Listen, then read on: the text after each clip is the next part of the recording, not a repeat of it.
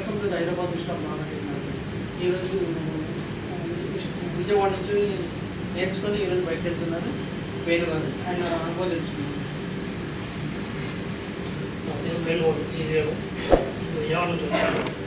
విజయవాడలో లాంటి వచ్చింది. ఇంజనీరింగ్ గవర్నమెంట్ నేర్చుకోవడానికి వచ్చాను. హెచ్ఐఎల్ తెలుసుకొని వచ్చాను. శారీ లోడింగ్ ఉంది, బాగా చాలా చక్కగా చెప్పారు.